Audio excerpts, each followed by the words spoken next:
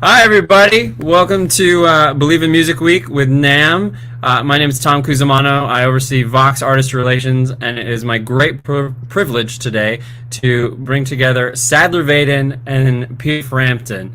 I'm going to leave you guys now, and Sadler of Jason Isbell and the 400 unit is going to be in conversation with Peter. They're going to talk about his book, his new signature guitar, VOX amps, of course, and so much more. Take it away, guys. Thanks, Tom. Thanks everybody for joining us. Hey, Peter, how you doing, man? Good, Sadler. Good to see you. Good to see you too. I'm so excited. I'm such a big fan of yours, and I love your record too. I love your record. Thank you, man. I appreciate you saying that and checking it out. Yeah. You've been such an inspiration, to me as, sort of a guitar player first, and then kind of finding the songwriting and then singing and then all that. So this means a lot to me. Peter has a brand new book. It's called, aptly titled, "Do You Feel Like I Do?" And it's right here. It's a great book. It was on the New York Times best-selling list. The first question I wanted to ask you was, when did you decide it was time to write it all down and get your story out there? Well, I think it happened.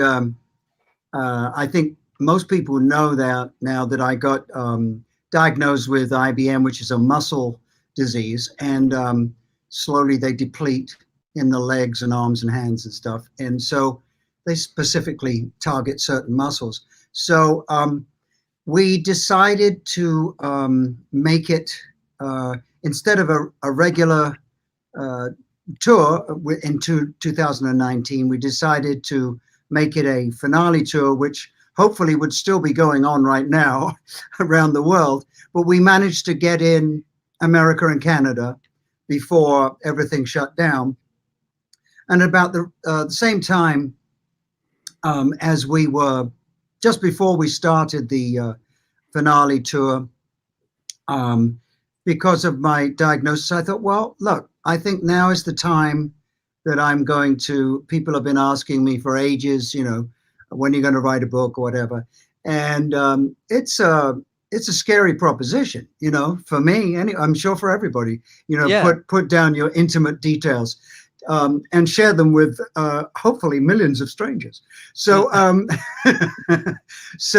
yeah, it all came at the same time. So while we were finishing off the finale tour of the States and Canada, I started working with Alan Light, making tapes and just telling stories. And that's when we started, was in the summer of 2019. Okay. Yeah. So I was going to ask how long did it take to get all that out there? Because it's such a great journey. I mean, it's a true rock and roll journey, and I loved it. And I wasn't able to catch the finale tour, but I heard so many good things about that tour. And I hope that you can continue on when all this passes, Were there any stories? Yeah. Yeah.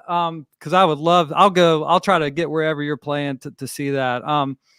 Were there any stories in the book you were, particularly nervous to share? Oh, you're going for the jugular already.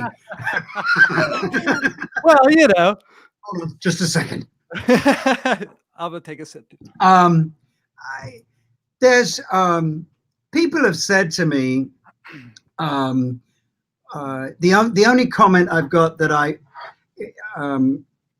it doesn't upset me, but it made me wonder, was that why didn't I diss more people, and that's not me. I wrote the book, and the book is about me and my career and how people I benefited from friendships, music of others, and it's really someone put it in something I just read. It's kind of like a fan letter to all the people that I learned so much from. So my character is not to I'm a people pleaser. Yeah. But obviously along the way, there have been people that I prefer not to spend time with anymore. But that's not what I'm writing about. So, I mean, I guess the the one that's okay to tell, it's in the book anyway, but is my dear friend for many, many years, Pete Townsend. Mm-hmm. And I was very nervous to tell that story because, well, it's bizarre to start with, but it's, it was right in, I guess, like 82, maybe 81, 82. And things were not going well for me at that point. It had been to the moon and to a tunnel under the earth. Unbelievable. And so I was panicking, wondering what was going on. I couldn't afford, my money was depleted, and you have to read the book, but to find out why and everything. But I get this call. I pick it up and, hey, Pete, it's Pete Townsend here. I said, oh my God, so great to hear from you. And he said, yeah, look, I've got this idea. I said, yes. And he said, I'm going to leave the Who, and you're going to take my place. So I said, wait, excuse me, can you back up a second? What did you just say? Beg your pardon? Yes. So, I mean, the Who I've known since I was 17. First tour ever I did with the Who. So they were all friends. And so I just said to him, that's an awfully large pair of shoes to fill. And I said, no one would accept me or anybody else except you. My windmills aren't big enough and I can't jump that high. So, it's something that I don't think, but I'm thinking to myself, this is too bizarre, would never work. But then I get off the phone. I said, have you spoken to the others about this? And of course, it was John and Roger at that time. Yeah. We'd lost Keith, and he said, no, not yet. I'm going to speak to them tomorrow. So I said, okay, well, call me back. So I get off the phone and I go, oh, that's ridiculous. I could never join. No one would ever. It would be an awful thing to do, for me and for the crowd, for the Who's fans, So I said, if I could play with Pete in the Who, another story altogether. I would love that. That would have been phenomenal, But anyway, so he doesn't call me back the next day, the next week, the following week. By this time, I'm driving my whole household completely nuts. Bonkers. With, I'm swearing at the walls, I'm cursing at the ceiling, it's like, and so in the end, my wife said, why don't you call him up? So 3 weeks later, I had to call about 5 different studios in London until I found him. And that's when I said, he goes, oh, hi, Pete. And that's all he got out until I just went, brrrr. It's like, you never called me back. Yeah, you hung me up for 2 weeks. You asked me to join the Who. I mean, come on. You asked me to join the Who, and then you don't call me back. So anyway, wow. the wonderful ending. He apologized and everything, and it was a whim, obviously. And so I don't know, maybe a month or two later, I go with my wife to see Bruce at the Garden.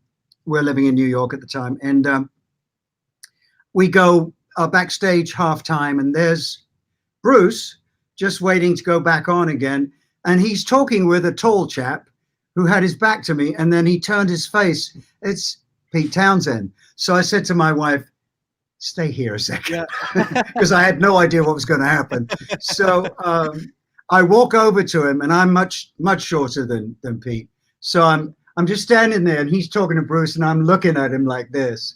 And finally, he realizes someone's looking at him, and he looks around, and he just goes, oh! And there were no words spoken. He just, because he was tall enough, he just bent down and kissed me on the head. So anyway, we've spoken since, and obviously, and still great friends. But it was a bizarre story, and but I've been asked to join quite a few bands, but and been on the short list for others. So it was one of many stories that I'm so proud that or honored that I was even in the running for, you know. Oh my God, yeah. And I'm a massive Who fan. I mean, my son's name is Townsend, he's a 3-month-old baby. We just welcomed him into the world, and you know, and his name's Townsend. And it's inspired. With the H?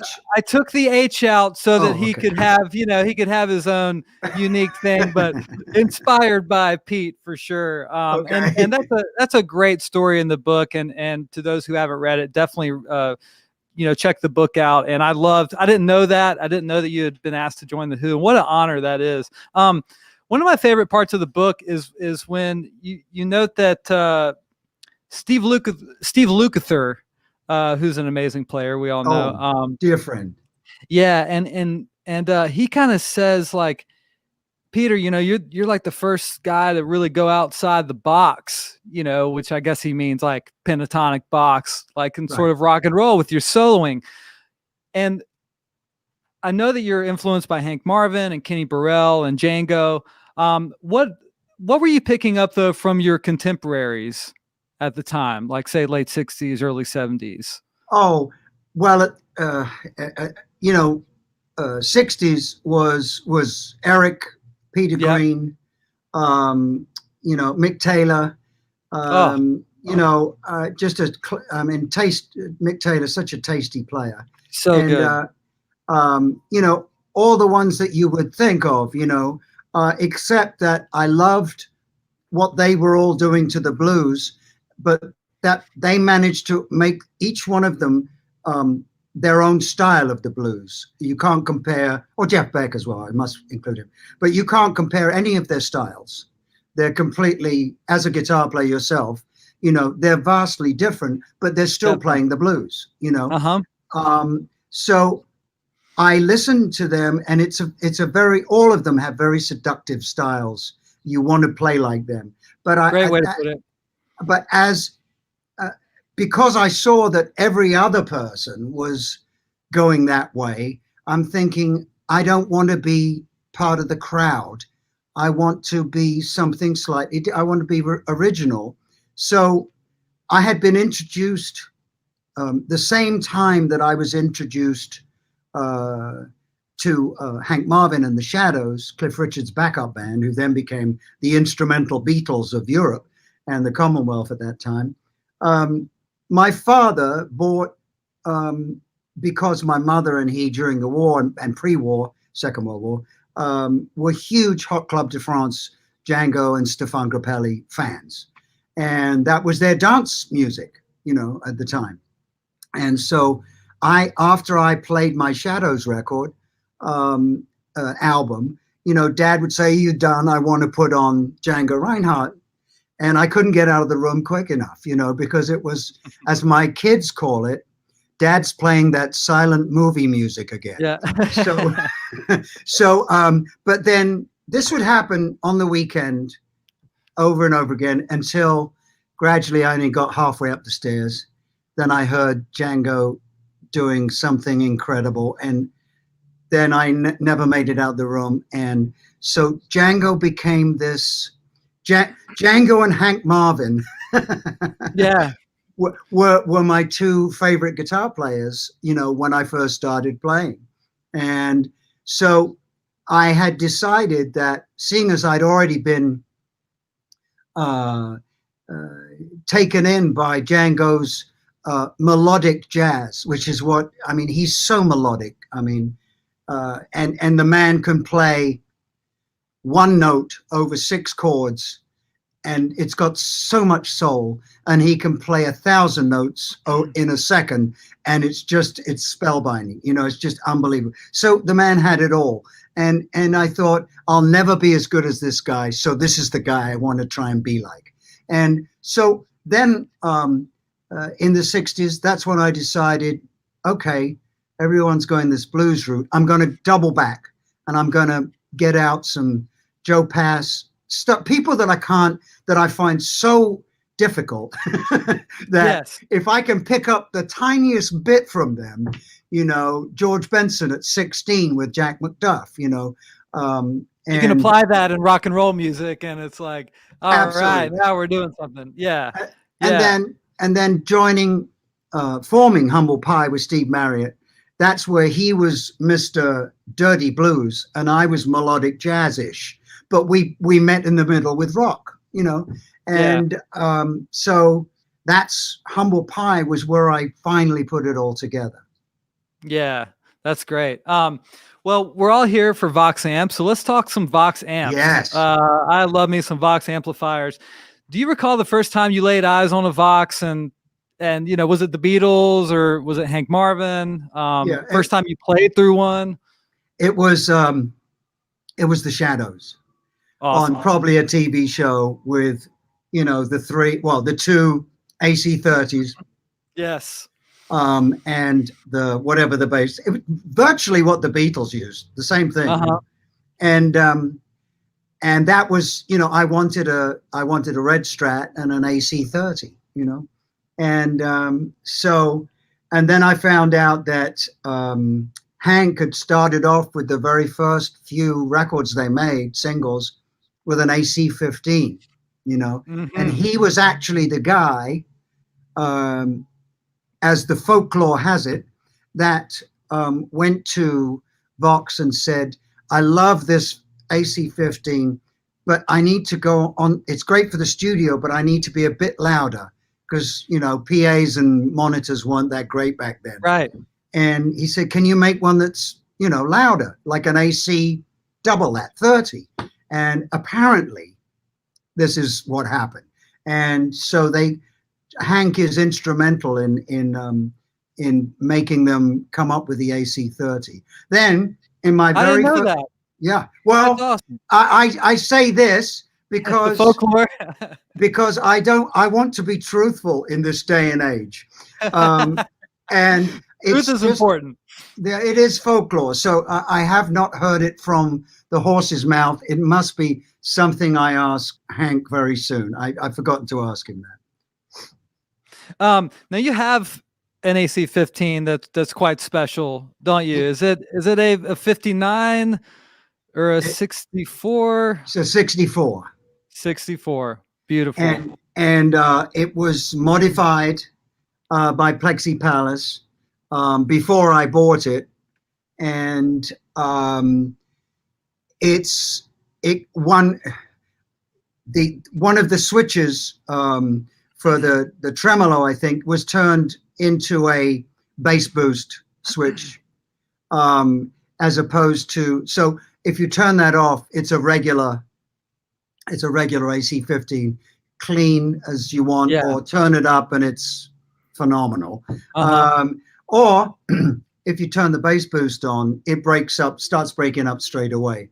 And it's 2 amps in one, which is wonderful. So yeah, and then Vox have been very nice to me. They've let me have quite a few AC15s because I was using them on stage as well.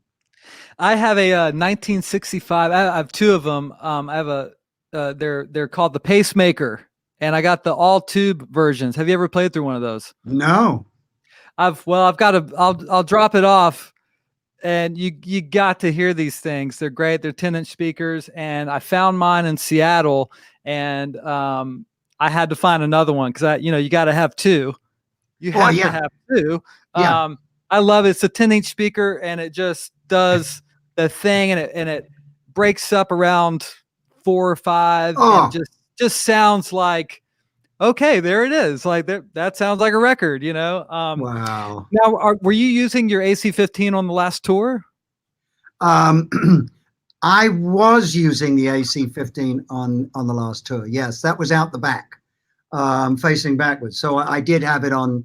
So it was a mixture of, you'll bleep this out, but it was a mixture of Vox and Marshall. So, and may I say, the 2 are made for each other, and that's all. We'll move off that now. Sorry, Tom. Sorry. But the AC15, I mean, that's kind of like your go-to. It's your go-to amp right now. Are you using that on your records and stuff that you're doing right now? Yes. Yeah. Yes, I am.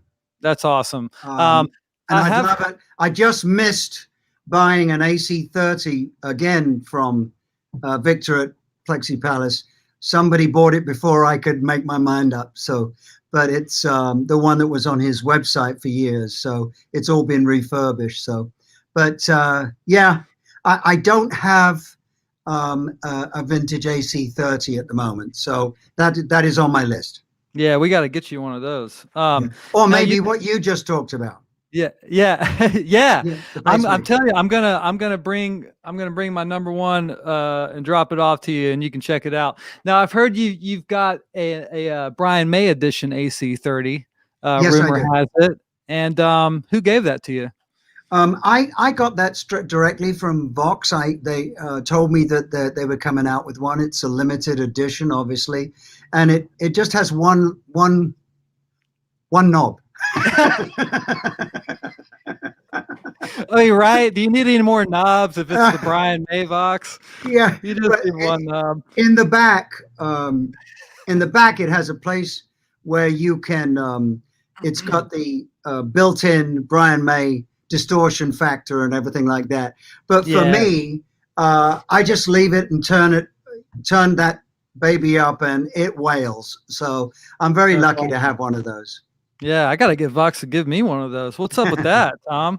Now, I wanted to move on to just a few questions that I probably know some of these, but I thought some of the fans would appreciate it. Let's talk about the talk box. I mean, come on, we got to talk about the talk box. How long did it take you to in my mind, you've mastered the talk box. And I believe you probably mastered it pretty fast, but how long did it take you?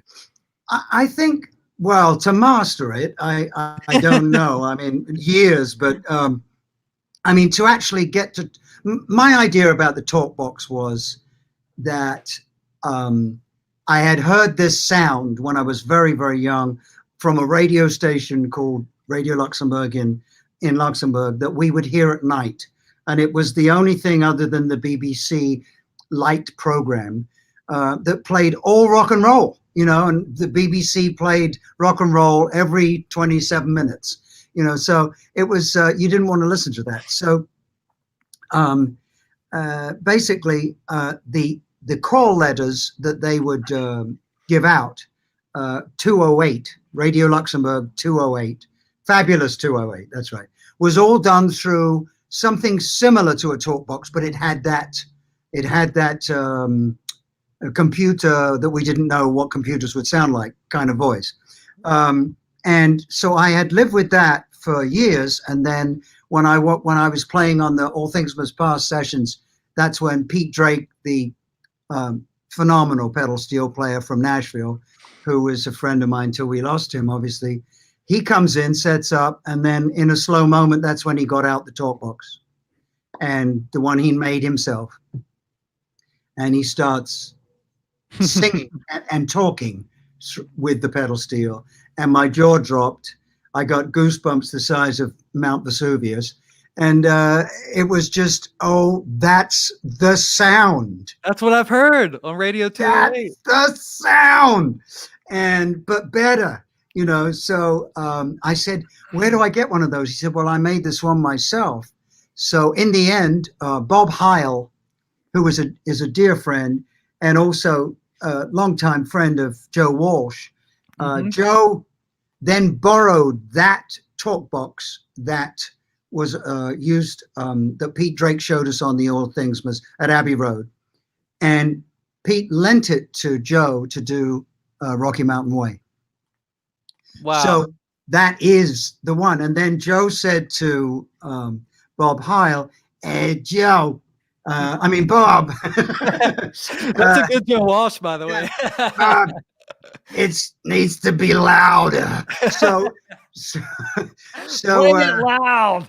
Make it loud. So that's when Bob Heil made the Heil talk box, which is obviously the one that I got given by Bob for Christmas, probably in 73, 74, around there.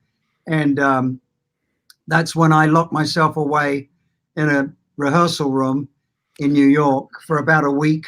And I came out and I could actually talk with it. Not very well, but I got the hang of it anyway. Yeah. Well, it's actually it's not as easy as probably it looks. Because I've tried it a few times and I go, I don't know, I better leave this to Peter Frampton and Joe Walsh. But no, I love that story. I love where you took the talk box. To me was like very cool. And I actually saw you when I was a kid. And you mentioned this in the book. Do you feel like I do? You guys get Yeah. this book. Thank you. You mentioned this in the book, the Ringo Starr Fourth All-Star Band. So I saw that tour. I guess I was about 11 years old, and you certainly blew my mind when you got the talk box out. Oh. That was great, and that was a great tour. And I'm glad that you talked about it in the book because that was a really, really special tour. Well, And, it's playing with. I'd been a little bit older than the age you just said, probably 14 or 15, in the front row at the Flamingo Club in Wardour Street, many, many times, just watching Jack Bruce with the Graham Bond Organization before Cream, and with Ginger Baker, and just amazed at his playing, and just a super fan of Jack. So to Gary Brooker was on there, Simon Kirke as well, and so it was very special for me and nerve-wracking before I met Jack, that yeah, I'd imagine, yeah, because I'm such a huge fan, and I wanted him to appreciate that. Hopefully, he would appreciate my playing, and we hit it off so well and became very close. And yeah. it was an honor to be asked to play those Cream numbers with him. Yeah, man. I mean, what a trip, get to do that. And with Ringo on the kit and the whole thing, that was a really great tour. And I think there's some footage out there if anybody wants to check it out. We don't have much time left, but I wanted to, just like a little lightning round question, Les Paul or 335? If I only have one guitar, 335. I knew it. But you also have something cool to announce, and real quick, so I know we got to jump off soon. But Gibson has made the Phoenix, and Yes. and this is all we're doing all this for NAMM, but Gibson has made the Phoenix. But that guitar behind you is the Phoenix. That's the real one. Yeah, That's the real one. the real McCoy. But you guys, Gibson is just releasing the custom shop version of the Phoenix, and hopefully I get to play that. I'd love to get my hands on the Gibson version. Oh, well, I have to say, I've worked with Gibson for many years, and we've done a couple of different versions. But this one, the guitar was this guy over here was scanned multiple times for the size of the body, neck, everything. And this is the absolute closest to my Phoenix. And I would just A/B them here in my home studio here, and they're so close. It's unbelievable. They have little tiny differences, but it's virtually the same guitar. They did a great job. They did a phenomenal job. That's amazing. Yeah, you guys check that out. Hey, Tom. Hey, Tom. Gentlemen, thank you so much. We're running out of time. Sadler, Peter, this was amazing. Thank you both. You're both such a big part of the VOX family, and I can't wait to hear about what we're going to call it, Vaden's VOX delivery service in Nashville. Yeah. So he'll bring a pacemaker right to your door. Yes. So. Yeah, I don't actually need a pacemaker yet. No, not that pacemaker, but okay. the amplifier pacemaker. Okay. Let me tell you about the pacemaker. Well, gentlemen, I can't thank you enough. Sadler, thank you for being here. Thank you for being a great part of our family. Peter, once again, thank you so much. And everybody at home, thank you for tuning in. Make sure to check out Peter's new book, and we hope to see you guys soon. And this will be living on the Believe in Music website for at least another month or so, and then it should be live on our VOX YouTube page soon, and we will make announcements about that on our social media if you want to watch again. Thank you all so much. Thank you. Thank you, Salad. Thank you, Tom. Bye.